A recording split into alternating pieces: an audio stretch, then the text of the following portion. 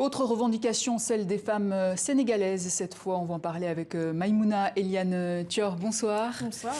Vous êtes sociologue, auteur de Revendications silencieuses aux éditions Sénégal L'Harmattan. Ouais. Alors, avant de parler de votre livre, on va revenir sur cette affaire qui agite actuellement le Sénégal depuis quelques semaines. L'affaire Sonko, à l'origine de la grogne sociale actuelle. Il y a cette affaire de viol présumé, évidemment, donc on ne va pas se prononcer sur l'aspect judiciaire de l'affaire, mais tout de même, vous devez avoir un avis sur le traitement de manière générale des victimes de viol. Merci de me recevoir dans cette édition, ce jour si symbolique qui est le 8 mars. Alors, au Sénégal, des hommes et des femmes se sont battus pour que le viol soit criminalisé. Je trouve que c'est très très bien, mais aujourd'hui, ce serait dommage que le corps des femmes reste une arène politique pour quoi que ce soit. Donc, pour le moment, le viol, il est criminalisé.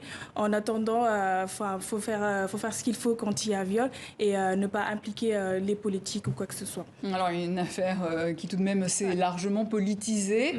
L'affaire Sonko, on est passé de l'affaire Sonko à des manifestations anti-Macky Sall. Quelle est l'implication des femmes dans ces mobilisations? Alors, les femmes sénégalaises de mèche avec les connexions diasporiques sont en train de faire un travail extraordinaire dans cette affaire-là. Je pense qu'on a vu les Sénégalaises qui se sont impliquées dans une forme de digitalisation de la lutte avec les plateformes, les réseaux sociaux, quand il y a eu les signaux TV qui ont été coupés, l'Internet qui s'est vu baisser de débit, tout ça là. Donc, je pense que les femmes se sont impliquées. Aujourd'hui, on a vu un sitting dans toute la ville, dans toute la ville. Je pense que pour un 8 mars, c'est assez symbolique. Je pense que c'est très, très important. C'est un terrain qui paraît militant, mais m'intéresse en tant que chercheur parce que quand tout ceci sera passé, je l'espère très, très vite, c'est une démarche qu'il faudra transposer de ce terrain-là et le mettre dans un contexte universitaire pour mobiliser la même énergie, la même démarche pour lutter contre les discriminations, l'iniquité dans les rapports sociaux et tant d'autres choses. Alors, votre livre s'appelle donc Revendications silencieuses. C'est un recueil de 2 nouvelles qui ont le même personnage principal, Amine Diaye, mais dans des contextes différents. Le premier, on la voit évoluer en France, où elle fait ses études, et le second, elle est de retour au Sénégal. Alors, on va rester sur le Sénégal. On parle d'une société qui a quand même beaucoup évolué, et pourtant, la pression sociale est toujours présente quand on a 20 ans, 25 ans, femme sénégalaise. Quelle est-elle, cette pression sociale? En effet, comme vous l'avez dit, c'est une société qui paraît moderne, mais pourtant continue à cantonner les femmes dans le cercle, dans le rôle biologique exclusivement. C'est ce qui est très, très dommage. Mon personnage principal est rentré au Sénégal avec une envie, un but de travailler au Sénégal, de participer à son développement comme tout bon citoyen, mais devra faire face à la pression sociale, la pression du célibat, la pression du paraître, la pression de la bru, parce qu'elle le dit dans le livre, en position de bru, elle analyse le mariage sénégalais comme une institution socioculturelle qui freine les femmes dans leur épanouissement personnel et professionnel. Je pense que dans ce cas-là, il y a encore des choses à faire, il y a encore des luttes à mener. Il y a cette notion du mougne. Ouais, ça s'appelle mougne, c'est l'endurance à tout va.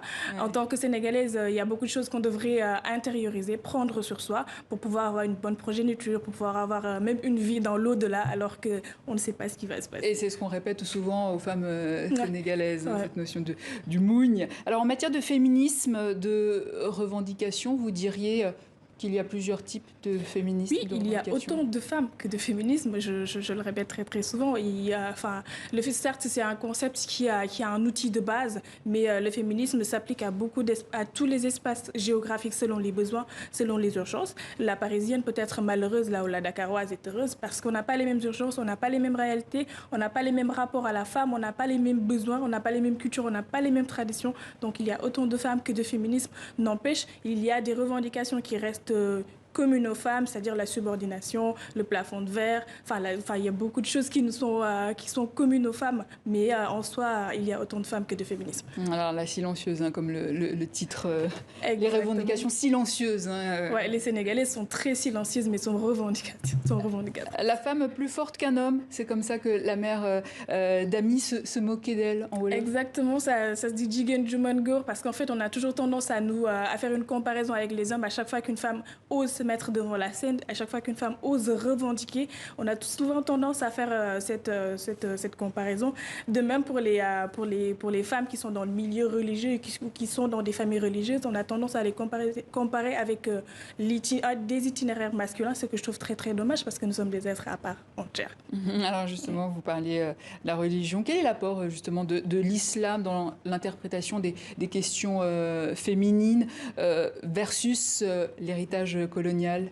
Alors, c'est très très compliqué, très très sensible, surtout au Sénégal où nous sommes un pays, nous sommes une ancienne colonie de la France et nous avons toujours un héritage colonial. Nous sommes aussi un pays qui est majoritairement musulman et je pense que c'est deux formes de pression, deux formes de vision de la femme qui incombent à la femme sénégalaise. Je pense que c'est beaucoup trop parce que ce cocktail est assez explosif quand même. Après, il y a beaucoup d'interprétations, il y a beaucoup de freins qui sont appelés quand il s'agit de cantonner les femmes dans une forme de subordination.